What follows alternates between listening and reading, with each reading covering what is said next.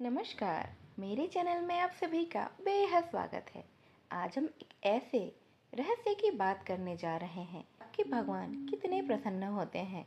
हमारे बुजुर्गों ने हमेशा से हमें सिखाया है कि रसोई साफ सुथरी होनी चाहिए और यह सिर्फ खाने बनाने की जगह नहीं है, बल्कि घर की लक्ष्मी का मंदिर होता है। यहाँ जो अन्न पकता है वही पूरे परिवार की ऊर्जा बनता है। चूल्हा चाहे वह पुराना मिट्टी का हो, गैस का हो या बिजली का, घर का हो, अन्न स्थान का ही होता है जहाँ अग्नि देव वास करते हैं। और अग्नि देव का वास तो यही माना जाता है।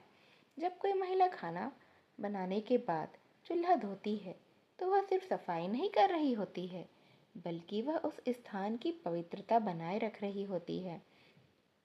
पुरानी मान्यताओं के अनुसार चूल्हा गंदा छोड़ना नकारात्मक ऊर्जा को आमंत्रित करता है।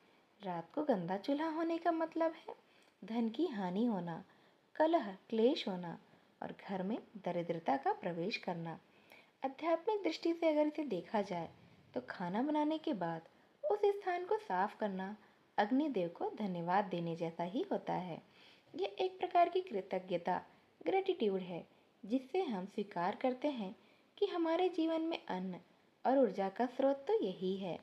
जब हम इसे प्रेम और सफाई से संभालते हैं तो ईश्वर और देवी लक्ष्मी, साथ ही अग्निदेव प्रसन्न होते हैं।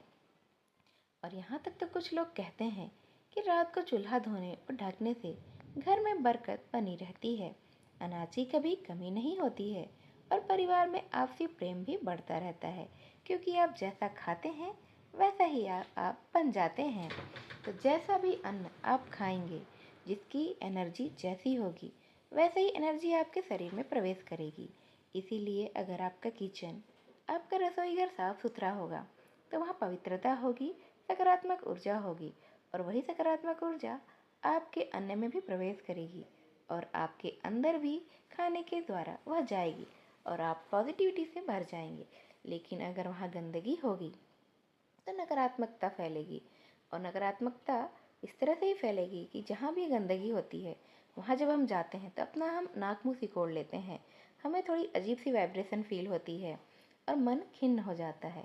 और इसी खिन्न मन के साथ अगर आपने खाना बनाया है तो वह निगेटिविटी तो उस खाने में जाएगी और खाना जब आप खाएंगे तो वही निगेटिविटी आपके शरीर के अंदर भी प्रवेश कर जाएगी और इस तरह से यह गृह कलेश का कारण भी बनता है। तब फिर आप इस बात का हमेशा ध्यान रखें, जो महिलाएं यह आदत रखती हैं उनके हाथों में बरकत होती है और उनके द्वारा बनाया गया भोजन सिर्फ शरीर ही नहीं, आत्मा को भी तृप्त करता है। यही वजह है कि गांव में बुजुर्ग महिलाएं अपनी बेटियों को यह सिखाती थीं कि चूल्हा सिर्फ काम का साधन नहीं, बल्कि पूजा का स्थान है। और अक्सर वह दिवाली में या किसी भी शुभ मौके पे चूल्हा चौके की भी पूजा की जाती थी। तो ब्रह्मांड भी हमें आदर देता है। यही छोटी छोटी आदतें हमारे जीवन में बड़े बड़े बदलाव लेकर आती हैं। खाना बनाने के बाद चूल्हा धोना कोई साधारण सफाई नहीं, बल्कि एक आध्यात्मिक क्रिया है जो घर की ऊर्जा को शुद्ध और पवित्र बनाती है। और अगर आपके घर की महिलाएं भी ऐसा कर रही हैं तो आप समझिए कि आपकी बरकत में उनका कितना बड़ा हाथ है, क्योंकि वे ऐसा करके उन्होंने माँ अन्नपूर्णा को प्रसन्न किया है और माँ अन्नपूर्णा की आप पर विशेष रूप से कृपा है। इसी वजह से आपका घर धन धान्य से भरा हुआ है और आपके घर में खुशियाँ प्रवेश कर गई हैं और आप इतने खुशहाल जीवन जी रहे हैं। तो इसी के साथ अपने घर की औरतों महिलाओं को आप धन्यवाद दीजिए और अगर ऐसा नहीं है आपके घर में तो उन्हें साफ सफाई के लिए प्रेरित करिए। आज की वीडियो बस इतनी ही। ऐसी और वीडियो के साथ मैं आपसे फिर से मिलने आऊँगी। तब तक के लिए धन्यवाद।